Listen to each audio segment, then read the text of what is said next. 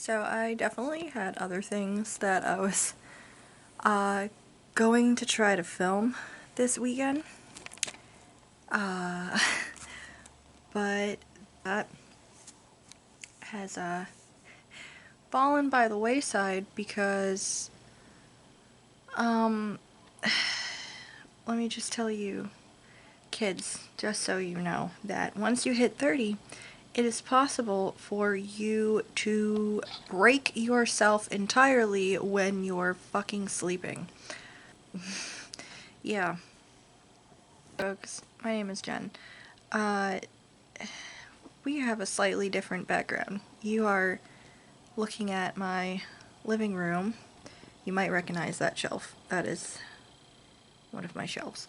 Yeah, because I woke up at 5 in the morning after rolling over in bed and apparently either pulling a muscle or pinching a nerve, which I have done before, so that's fun. My range of mobility right now is not great. So, um, the other couple of things I wanted to film, I can't really do a lot of movement to do. So, we're going to do a, I don't know what this is, a vlog? I guess this is going to be a reading vlog for this weekend. Until this hopefully clears up. I have a heating pad on.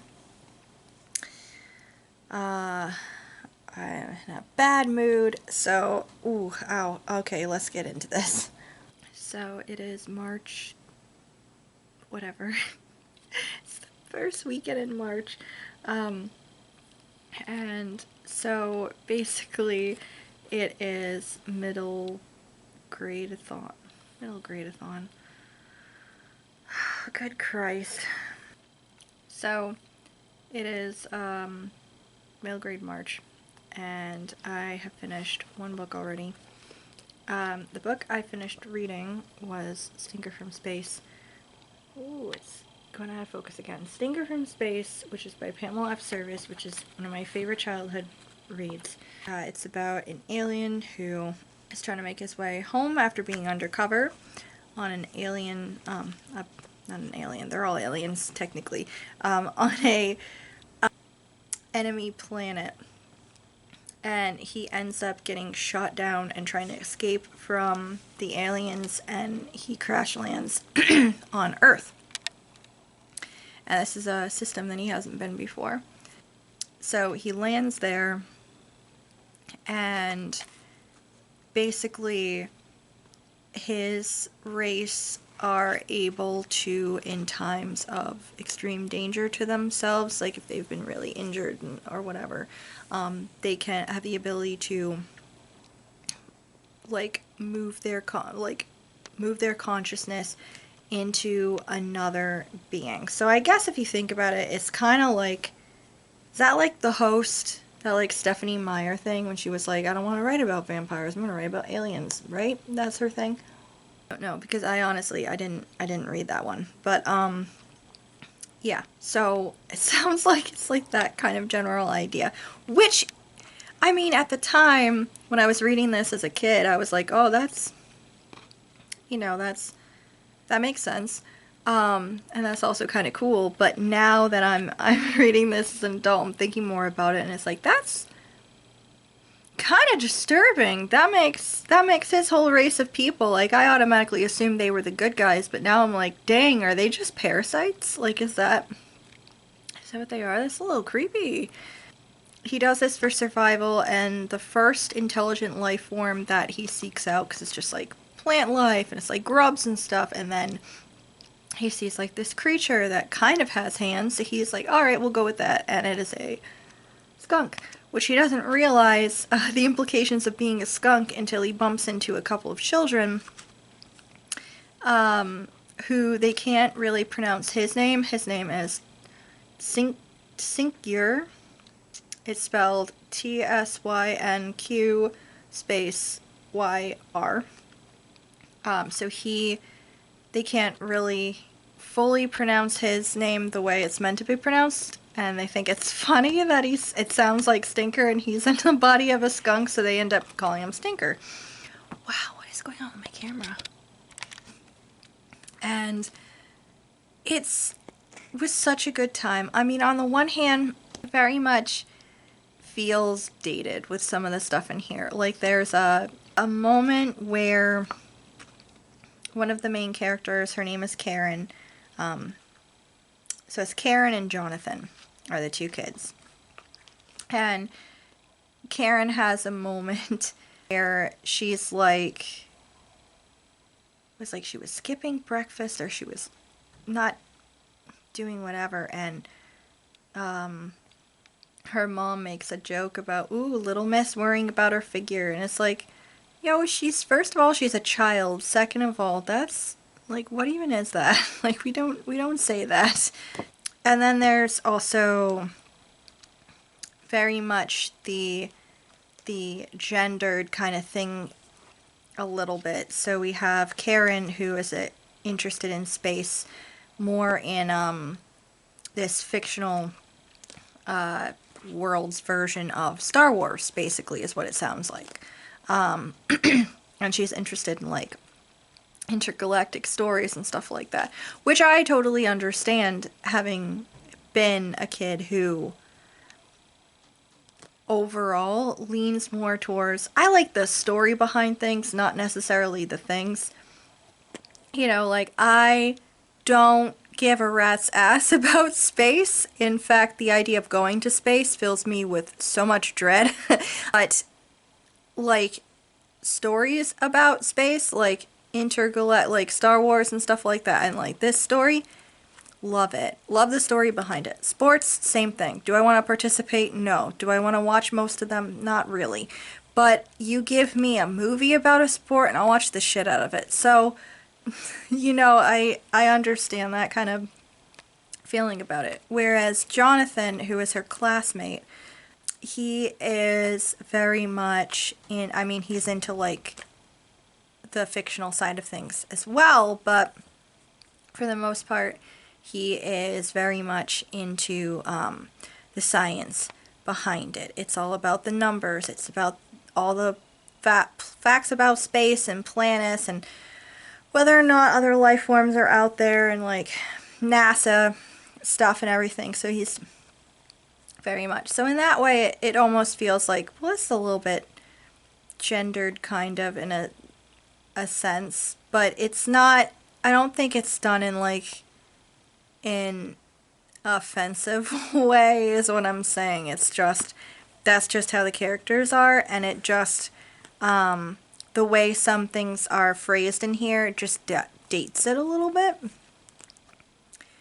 This was, let me see, this was published in 1988, so it's a little dated, but not like in a bad way. It's just, I did really enjoy rereading this. Like, it made me so happy. We read this, like, I want to say maybe 4 or 5 years ago, and had a great time with it, but I'd forgotten how funny certain spots of the book are, and God, I wanted a pet skunk so bad.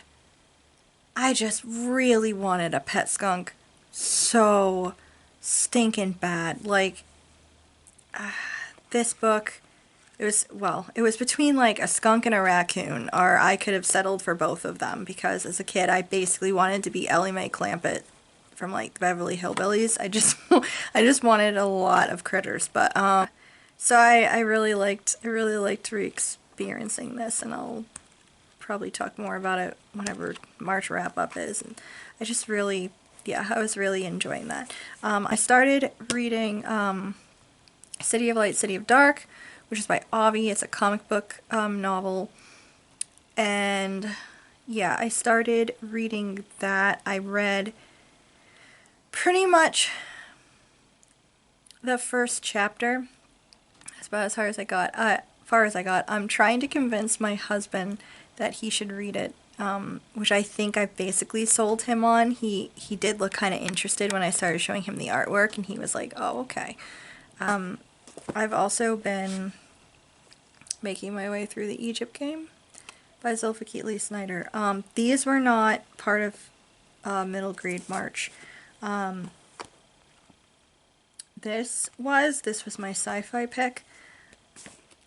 And I don't think City of Light, I don't think that was one of my picks either. And this is not one of my picks for the month either. But I was like, well, this is what I want to read right now. And I think after I finish this, I'll probably finish reading City of Light, City of Dark. And then I think, depending on where I'm at in the week, I'm going to pick up Joey Pigs a Swallowed the Key next, which is one of my picks for the month. It is the next day. We are back here again. I, as you can see, am still dealing with a potential pinched nerve. So that's fun. Feeling meh. I took a shower, which helped a little bit. I have the heating pad again. I kind of wish that this was a Bloody Mary, but I'm taking Advil, so this is just V8.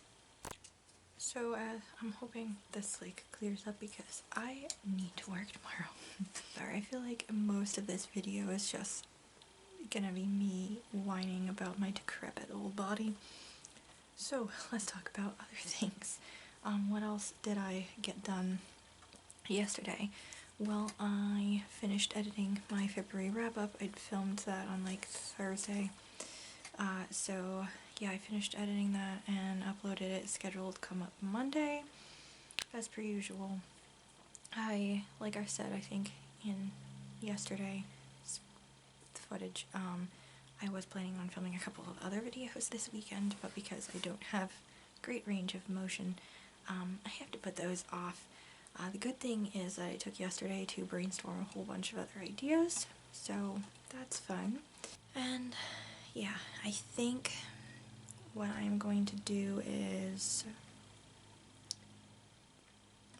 today I have some more reading to do, and I think I'll also film a book tag.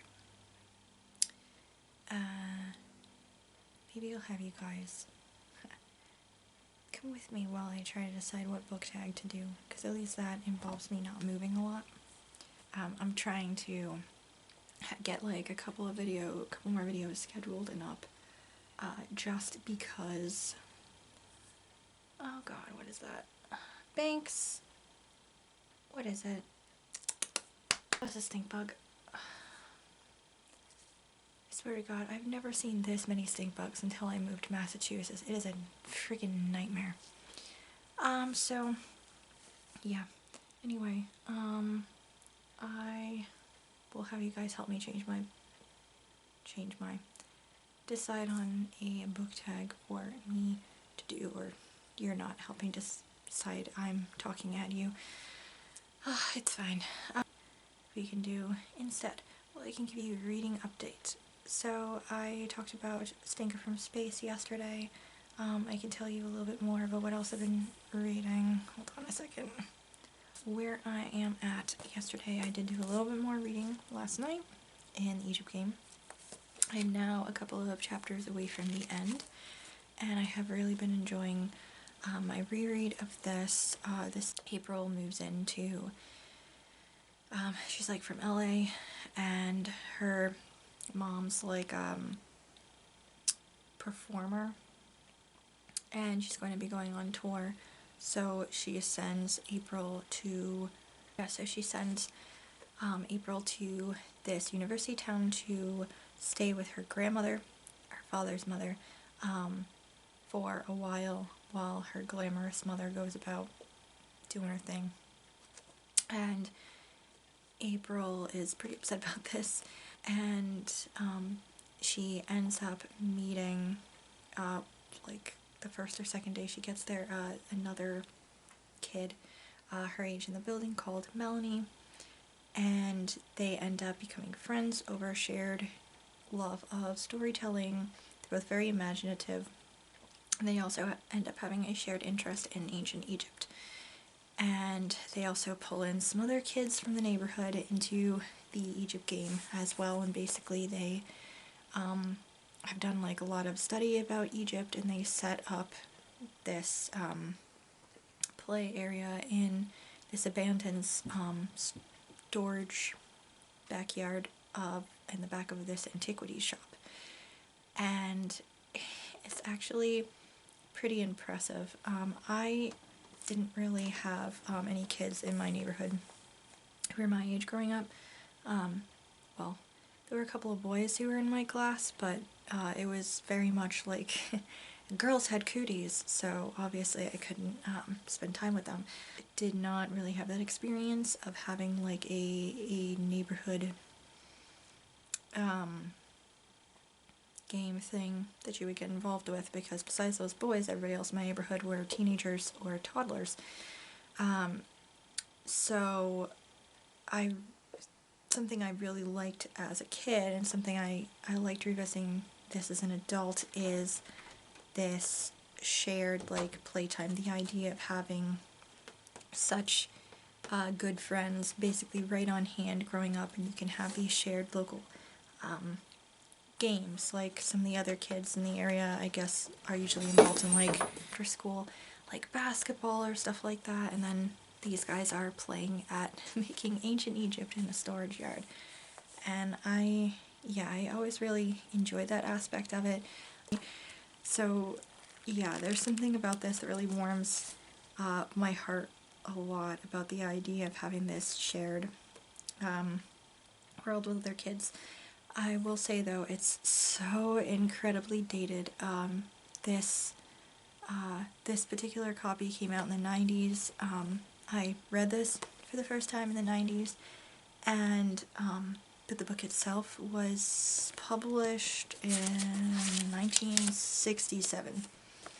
So, very dated. In a lot of ways.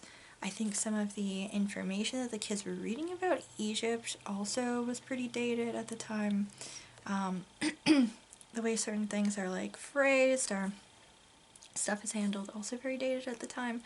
But a lot of the themes about like imagination and the magic of using your imagination and being able to create this story with other people, and create like this magical place for yourselves, where even if things are complicated outside of the game, inside the game you're all together having fun doing something. I think that's pretty timeless. Friendship, finding a sense of home and belonging and stuff like that, I think that's very timeless as well. I really like all of that. I also really like this like underlying subplot of like something creepy going on in the neighborhood too. I did see a couple of reviews on Goodreads where people were like really pissed off about it, and it's like, yo, like I think that it was I don't mind there being a creepy subplot underlying things, or it wasn't something that really bothered me as a kid. I can't remember it bothering me, but then again, I was probably so inundated back in like the 90s and early 2000s with the whole stranger danger thing that honestly I would have just taken this as par for the course. Of course there's creepy things going on in the neighborhood. I'm going to finish reading this afternoon. Something else I've been doing is rereading slowly The We Free Men by Terry Pratchett, and because it's one of my favorite books, and I'm trying to annotate all of my like all-time favorite books when I'm rereading them, so I can like plan out a more succinct way of describing why my favorite books are my favorite books.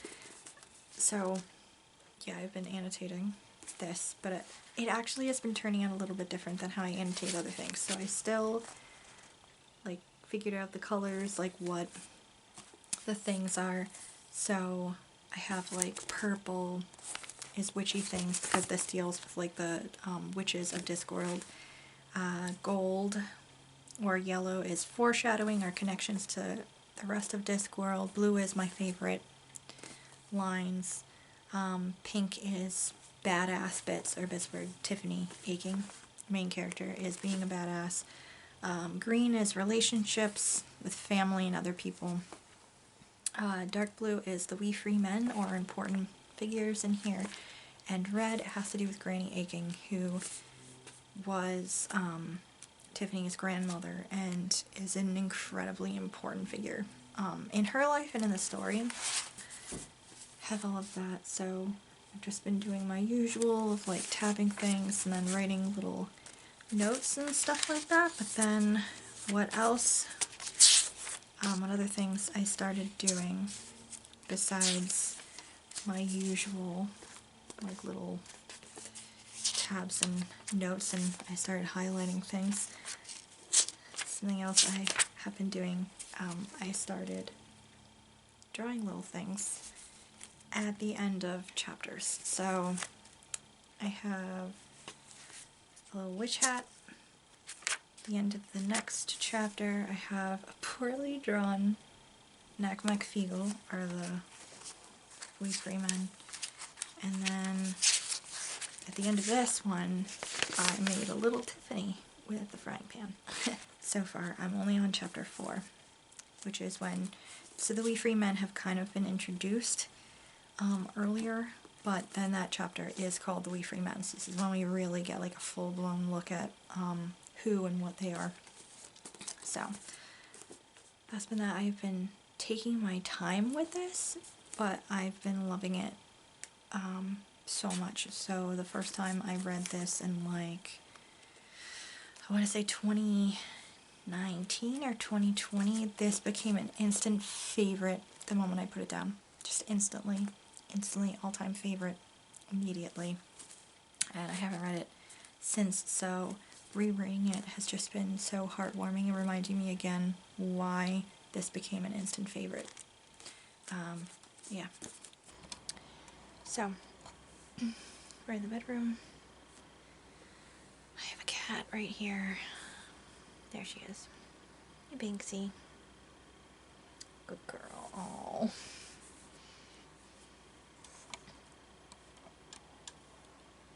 Hi, Bean.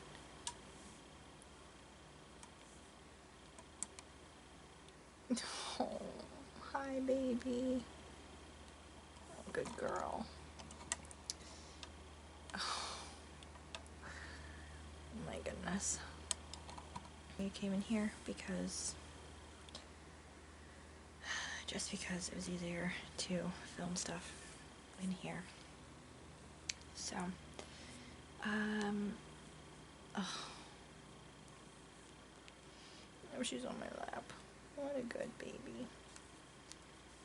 So I said I'm going to look for a book tag. I was just tagged in something on Instagram. That's cool. Yeah, so normally book tags are different stuff. What do I want to do? Right. Tropes. I was thinking about tropes. Tropes. Book tag.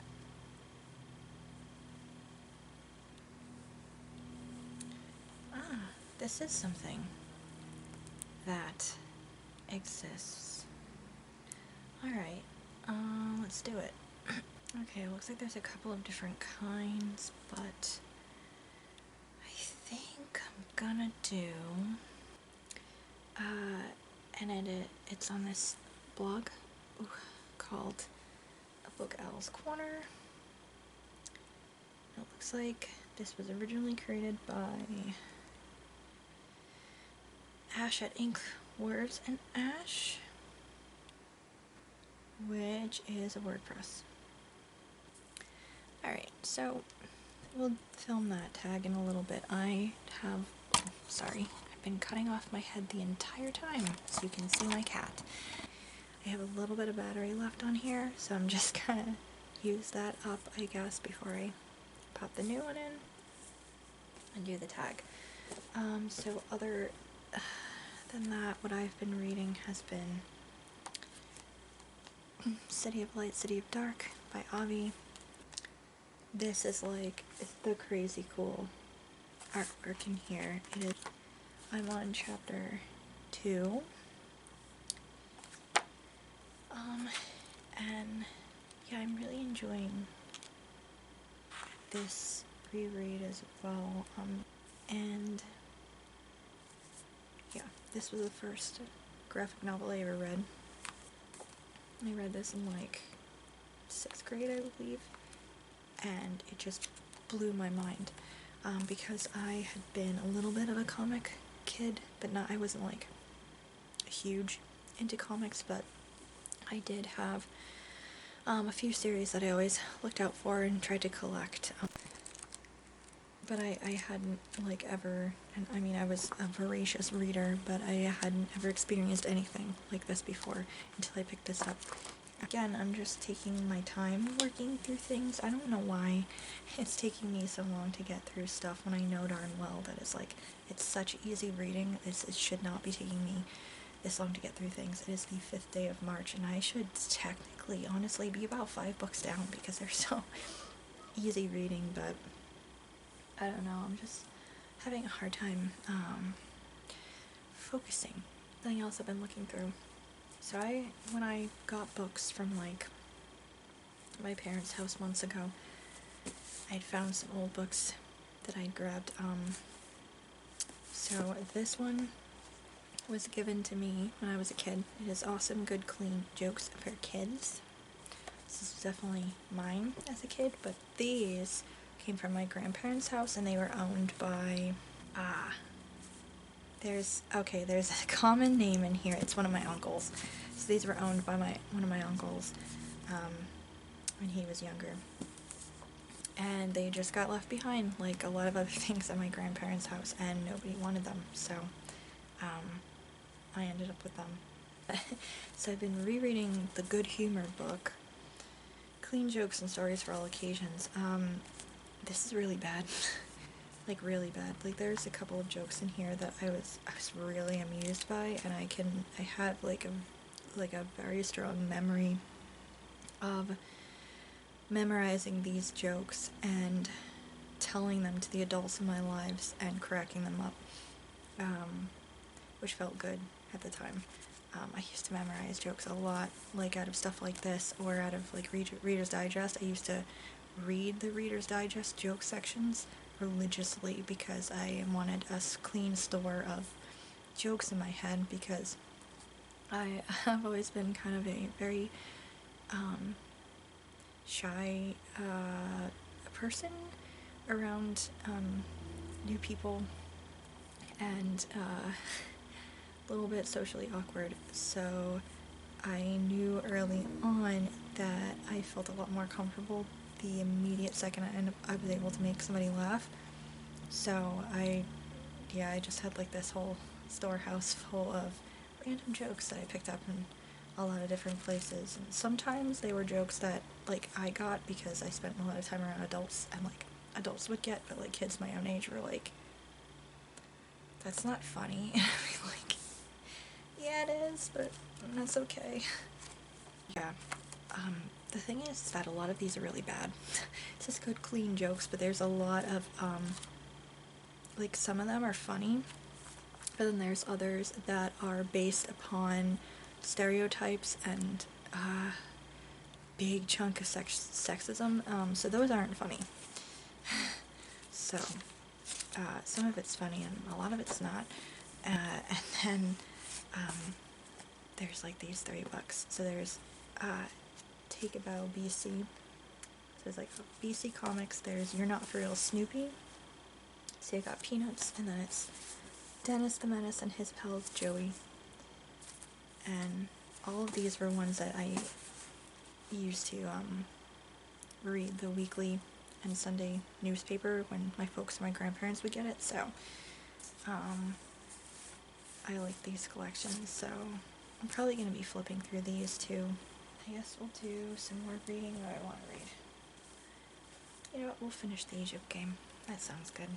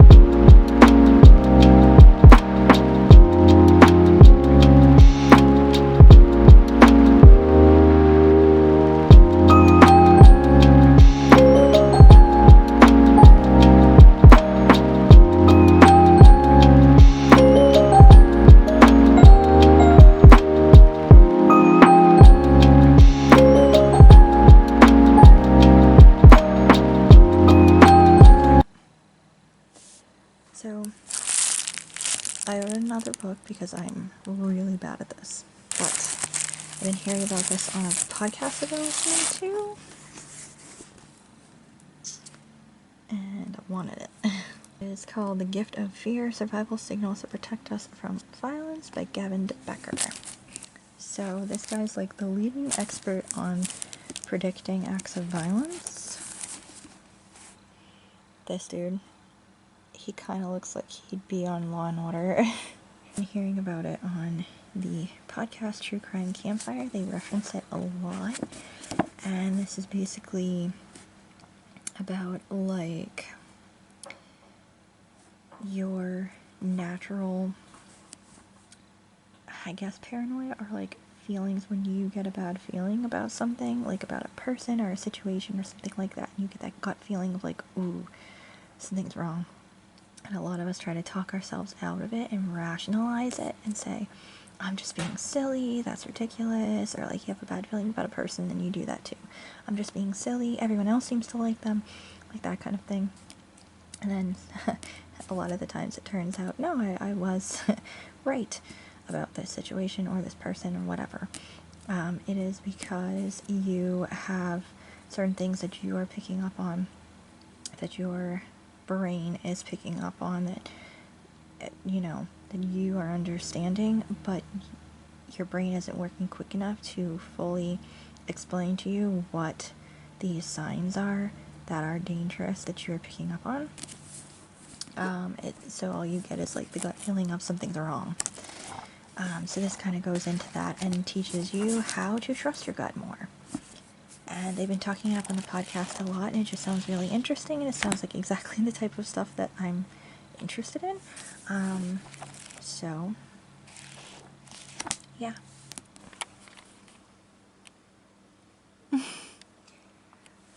Oh, paw. Oh.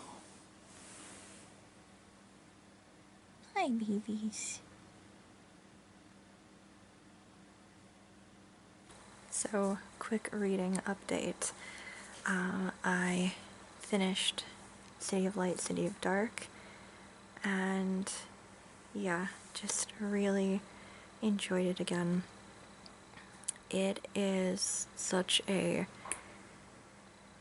a simple but a fantastical story. I think that it tries to tell a story in like a very simple way, like a big story in a very simple way.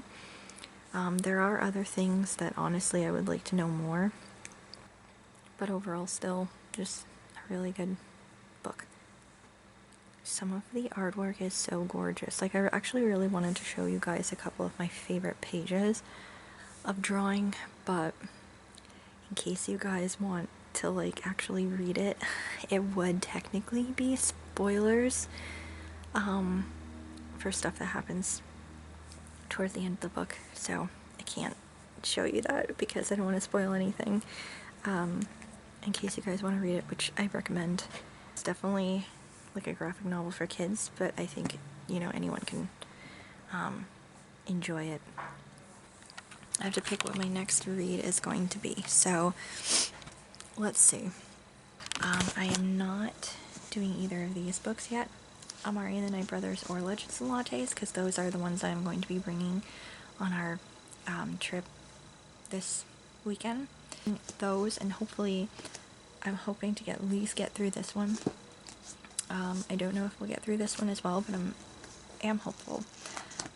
This is for the challenge of reading one within the last year, but because I couldn't find one from 2022, although I did realize later that I do have one book that was published in 2022, which is the Book of Cymbeline, but I just read that last year. So, but yeah, this is from 2021, so it's the closest I could get otherwise to a recent publication date. So, City of Light, City of Dark, I wanted to reread anyway, because it's one of my all-time favorite books. I've been trying to reread them recently, and then Egypt Game was just because I wanted to reread it, and then Stinker from Space was for my sci-fi pick. So what I have left So Ella Enchanted was next up on my Just Because list. So I think that one's going to be saved for later. This one was on my Just Because list as well, Ink Spell, but it is from my book, my like Nightstand of Shame, unfinished read book. So this is a higher priority. But I'm kind of feeling like I might leave this towards the end of the month, just so I can really jump immediately into Ink Death if I have enough time this month, or I will just get into Ink Death in April, so I can finally finish the trilogy. And Ink Death is one of my 23 and 2023 reads. But then I have my classic for the month, which is Understood Betsy, which I'm kind of in the mood for a classic. Maybe. But that is another one I might leave until the end of next month. Just because sometimes when I read a classic, I get in the mood a little bit to read another. And at this moment, I'm kind of planning on having my April TBR be rather short because I am thinking of tackling the Three Musketeers next month. So that is a chonky boy. So if I can jumpstart my brain and being like, yeah, I'm in the mood for another classic with this one, then that would be better for me to do at the end of the month. So then I'll be like, yes, Three Musketeers definitely happening in April.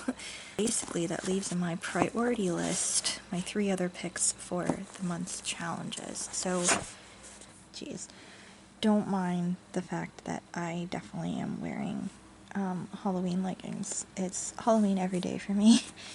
But Mango Shape Space, I am definitely kind of considering. This is my pick for a neurodiverse character, but I'm starting to get a little nervous about this read, because it's about a girl who has synesthesia. But then I just happened to look at the Goodreads reviews for each of these books, because I was like, oh, I wonder what people think about some of these books that I've been excited about or stuff that I read back in the day. Yeah, a bunch of the reviews aren't so favorable, mostly coming from people who they themselves have synesthesia. So I'm like, uh-oh. So now I'm a little bit nervous about this book. I don't know. I might wait on this one. So that leaves Baseball in April, which is the Sky prompt, or Joey Picks a Swallow the Key, which is the Not a Newbery Ward prompt. You know what? This is really short. I think we're gonna dive into Joey Picks at first. So I've mentioned before, I think, how crazy it is to revisit books after a long amount of time. And yeah, that's really a thing with this book. I have not read this since elementary school, and honestly, I can only remember reading it like once back then, I think, because I don't remember really liking it. Oh boy, I knew that this was gonna be a little bit of a hard read, potentially, just based on a couple of reviews I'd seen and like what I vaguely remembered about this. But oh boy, it is kind of rough a little bit, because I mean, it's from Joey's point of view and it's worded in a way that's like I think very readable,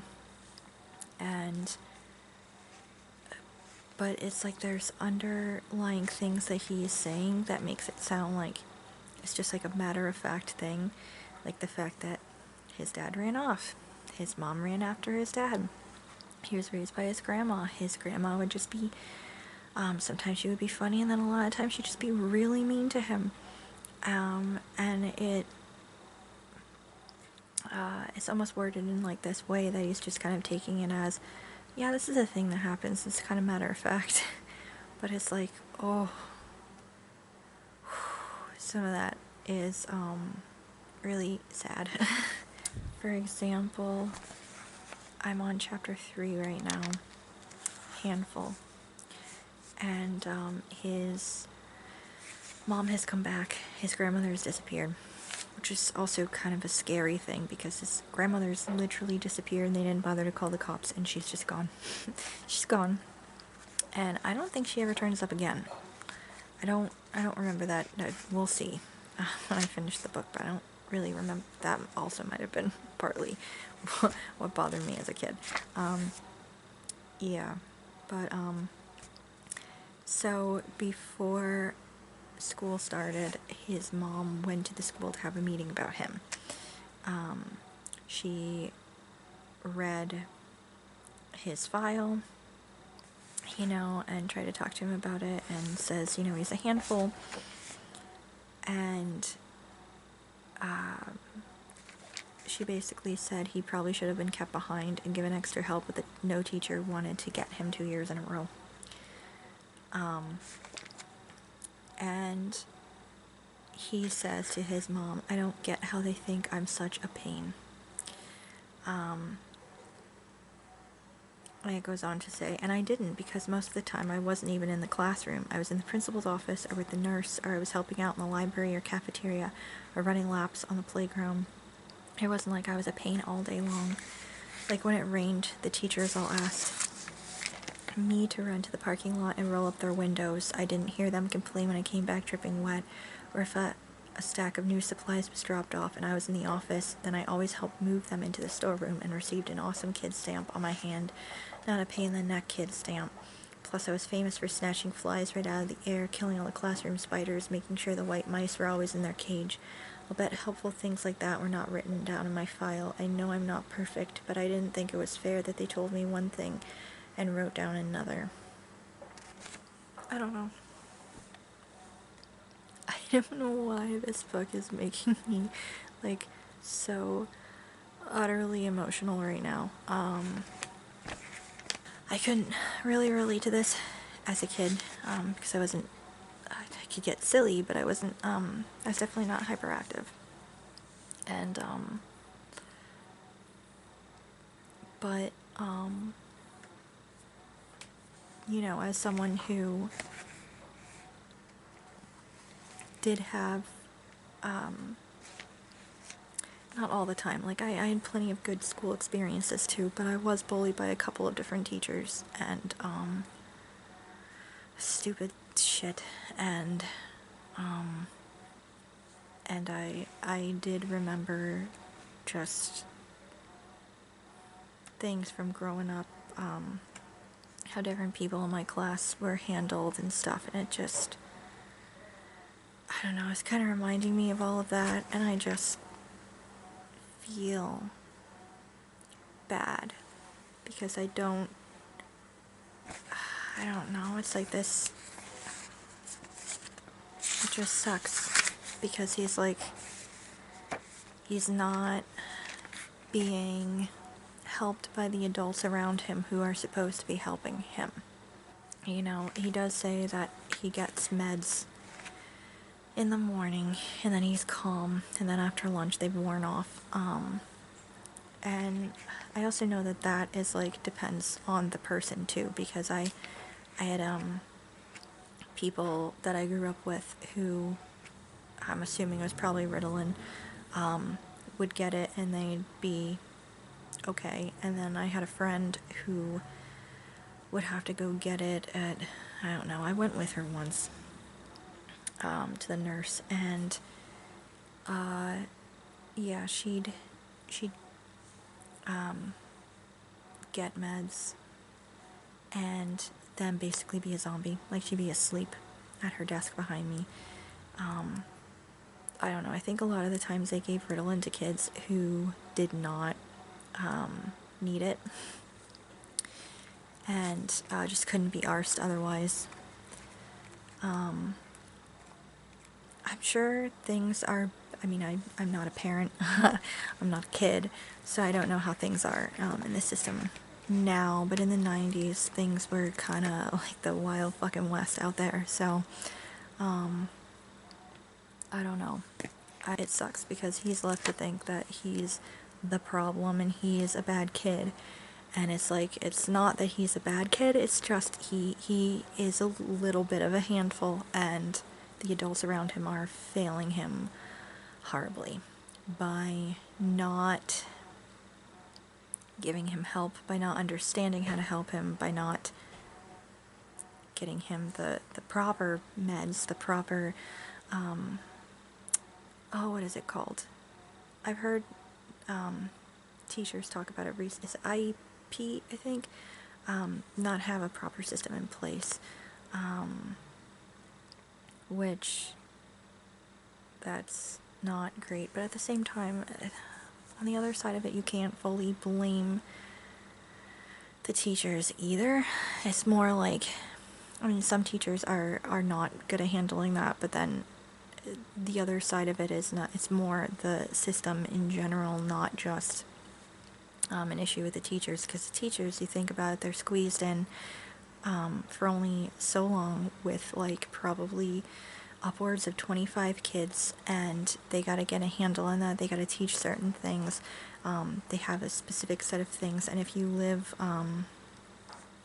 here in I mean, I know there's standardized tests all over the place, like we had them too growing up, but I guess if you live here in Mass, there's like a specific test that everyone has to basically be prepped for from a certain age, because you have to basically pass that at some point in high school, and it's like a huge big deal. And I think it's like, I don't know if it has anything, I can't remember if it has any effect on your graduation or whatever, but it's a big deal, and it's really stupid, because it's like, then it's like they're only allowed to teach for this thing, and they can't teach things that are actually useful, and it's, you know, and again, they have little funding, they're slammed with 25 or more children per classroom, and you get one kid that's just off their shit all the time, and you are like, oh boy, I can't keep all of this together at the same time. So it's also like, I guess you can't really blame them either for being like, I can't, I gotta teach these other kids, and I can't help this kid because I don't have the ability. So there they go to the principal's office again. Yeah, this is not an easy read. Just because it's so thin, just because there's it is later now. I have some cherry blossom tea. Actually, just opened this. It's pretty good. Ooh. Yeah. So what I'm gonna do right now, I filmed more of this vlog. I filmed, also this afternoon, the book tag video. So what I'm gonna try to do right now, I was watching a little bit of YouTube, and I did a video call with my folks earlier, because I haven't talked to them. Well, I mean, I text back and forth with them, but I haven't, like, talked to them in a couple of weeks, so, we had a good little chit-chat. I had started, editing, my tag video earlier, so I keep doing that right now, and then, see how much I can get done. So, yeah. Kitty.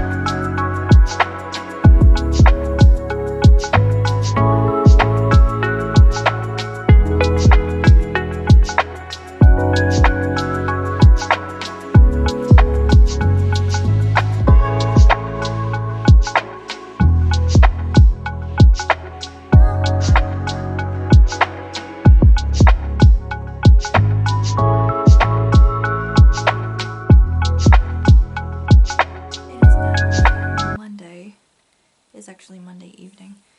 So I realized I should probably wrap up my reading vlog. Basically how things shook out this weekend for reading wise. I'll like update you. Oh gosh.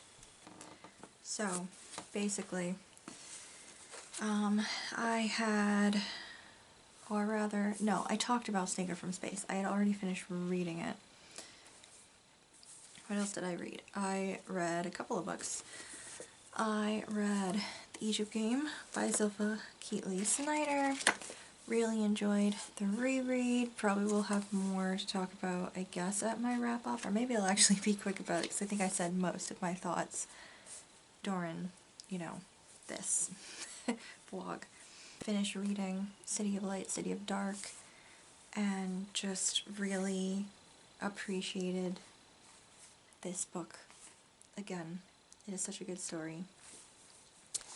And then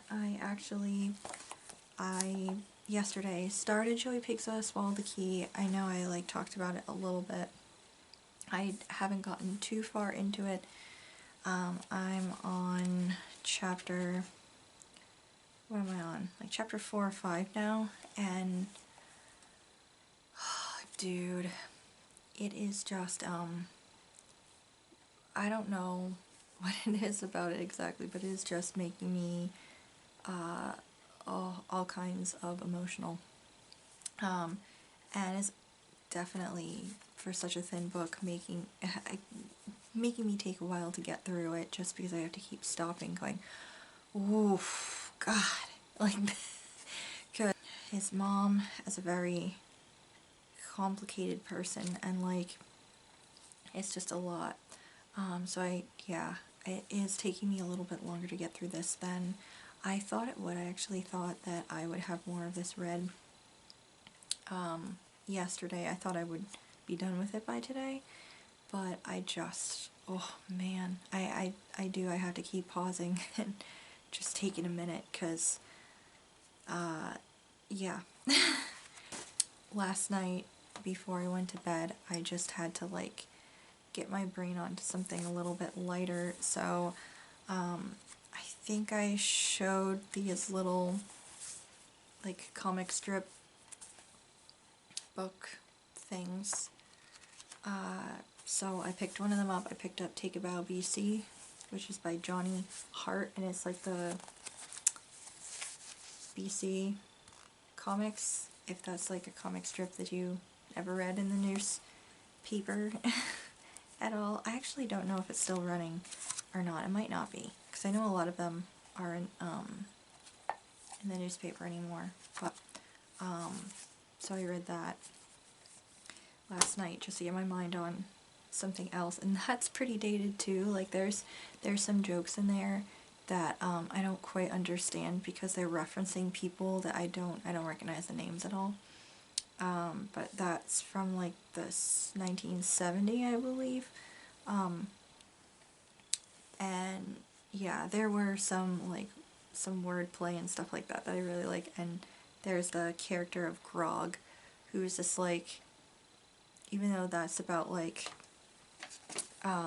cavemen, Grog is like a man who pops out of an ice cube, or not an ice cube, an iceberg, basically. And he's just this little guy that's basically all fur, and he's hilarious. All he says is Grog, pretty much his own name. So, and then tonight I just read another chapter in The Wee Free Men and continued my annotation of this. Just really enjoyed it. I've been doing little drawings. I will say I probably shouldn't have used my highlighters to do drawings, because now I've colored through on the other side, but yeah, still, I like doing the little drawings at the end, even though my drawings are pretty bad. But hey, it's just for me anyway, so it's fine. I managed to read 3 books, 2 of which were for the book challenge, and one of which was not. And I started another book for, actually no, only one of them Only one of them is for the book challenge, and I've started reading it at least. The other 2 books are just off my monthly TBR, but I did finish reading them, so that's good. So that puts me at, I think, about 14 or 15 books for the year so far. So, already making pretty good progress towards my 60 books goal. Not such a bad little reading weekend, and even though it was very frustrating and frankly kind of painful, and I'm also honestly really tired because I slept in the living room the past couple of nights, like the recliner, and that's not very comfortable. And the cats kept me up half the night last night because they found a mouse but didn't like catch it, so they were just scrabbling around the whole night. It was so annoying. I'm glad that I did take some time, because I feel like this weekend just being kind of laid up like that forced me to take the time, instead of like how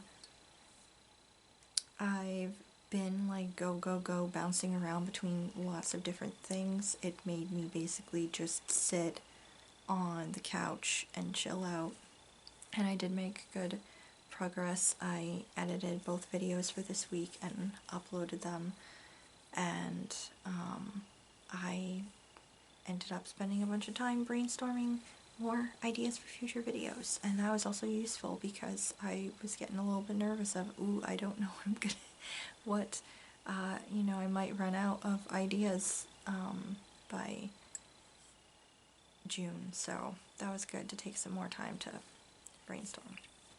Yeah. Sorry if this vlog is a little bit rambly.